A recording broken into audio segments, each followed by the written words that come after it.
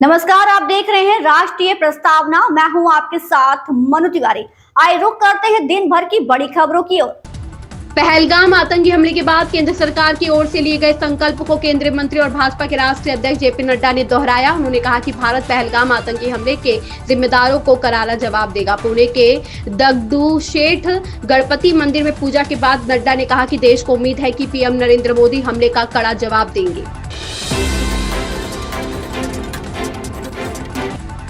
नूह जिले में शनिवार सुबह एक दर्दनाक सड़क हादसे ने पूरे इलाके को झकझोर कर रख दिया। थाना फिरोजपुर झेरका सीमा के अंतर्गत दिल्ली मुंबई एक्सप्रेसवे पर इब्राहिमबास गांव के पास तेज रफ्तार पिकअप वाहन ने सफाई कार्य में जुटे कर्मचारियों को टक्कर मार दी। इस भीषण हादसे में 6 सफाई कर्मचारियों की मौके पर ही मौत हो गई, जबकि 5 अन्य कर्मचारी गंभीर रूप से घायल हैं।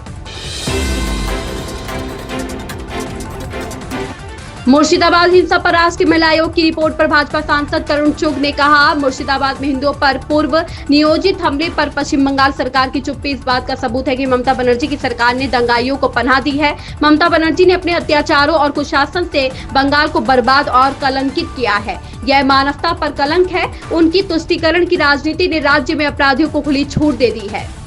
मुर्शिदाबाद में हिंदुओं के खिलाफ सुनियोजित और योजनाबद्ध हमला बंगाल सरकार की चुप्पी ये स्पष्ट करती है कि अब बंगाल की सरकार, ममता बनर्जी की सरकार ने उपद्रवियों को शरण दे दी।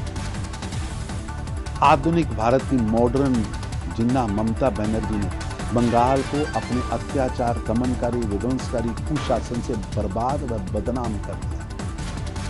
महिलाओं और बच्चों पर अत्याचार की दिल दहलाने वाली कहानियां सामने आ रही है। मानवता पर कलंक है। तुष्टीकरण की राजनीति ने अपराधियों को खुली छूट दी।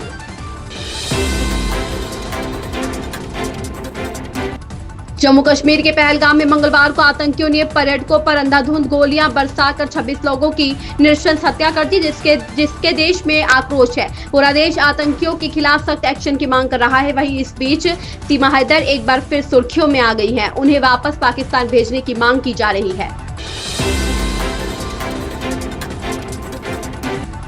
पश्चिम उत्तर प्रदेश में गर्मी ने अपना रूप दिखा दिया है। आगामी 3 दिन तक गर्मी पूरी चरम पर रहेगी और दिन में चलने वाली हीट वेव भी परेशान करेगी। मौसम वैज्ञानिकों की माने तो 3 दिन कोई राहत के आसार नहीं है। शनिवार का दिन भी सुबह से ही गर्म दिखाई दिया। हवा की रफ्तार कम होने के साथ सूरज की तपिश के साथ मौसम बदलता गया और गर्मी बढ़ती चली गई। दोपहर तक गर्मी का रूप और भी ज्यादा बढ़ गया। दोपहर के समय सड़कों पर भी गर्मी का असर दिखाई दिया। धीरे धीरे बढ़ता तापमान 42 डिग्री के पास पहुंच गया है।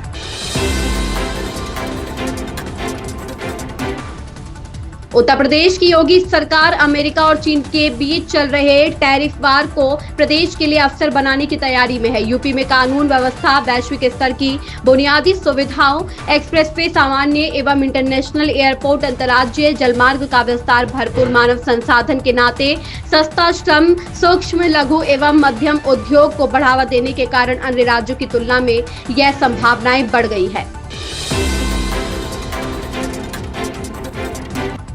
भोपाल में रोजगार मेले को संबोधित करते हुए केंद्रीय कृषि मंत्री शिवराज सिंह ने कहा, नरेंद्र मोदी के नेतृत्व में एक नया भारत उभर रहा है और 2047 तक पूर्ण विकसित भारत का निर्माण होगा। इसके बारे में बात करते हुए पीएम मोदी ने जिन 4 स्तंभों का उल्लेख किया है, महिला, गरीब, किसान और युवाओं को रोजगार चाहिए, इसलिए पीएम ने रोजगार अभियान चलाया है और 10 लाख से अधिक सरकारी पदों पर रोजगार के अवसर पैदा किए हैं, जिनमें से 51,000 को नियुक्ति पत्र दिए जा रहे हैं। प्रधानमंत्री श्रीमान नरेंद्र मोदी जी के नेतृत्व में एक नए भारत का उदय हो रहा है। एक वैभवशाली भारत, एक गौरवशाली भारत, एक संपन्न भारत, एक समृद्ध भारत और एक शक्तिशाली भारत, और लक्ष्य 2047 तक संपूर्ण विकसित भारत का निर्माण।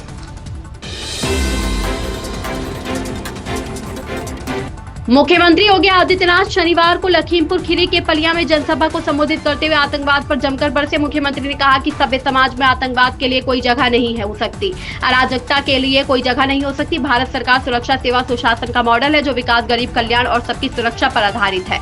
अगर कोई सुरक्षा में सेंध लगाने का दुस्साहस करेगा तो उसके लिए 0 टॉलरेंस की नीति है। वह जिस भाषा में समझेगा उसको उस भाषा में जवाब देने के लिए भारत तैयार है।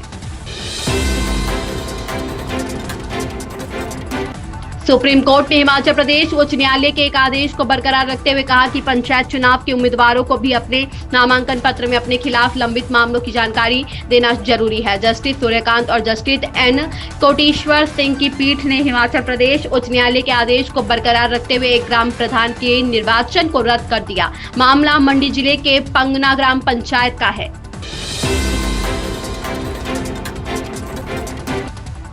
5 साल के अंतराल के बाद भारत ने शनिवार को जून से कैलाश मानसरोवर यात्रा फिर से शुरू करने की घोषणा की। यात्रा को फिर से शुरू करने को भारत और चीन द्वारा संबंधों को बेहतर बनाने के प्रयासों के एक हिस्से के रूप में देखा जा रहा है। दोनों देशों ने पिछले साल अक्टूबर में समझौते के तहत डेमचोक और देपसांग के 2 तनाव वाले बिंदुओं पर सैनिकों की वापसी पूरी कर ली थी।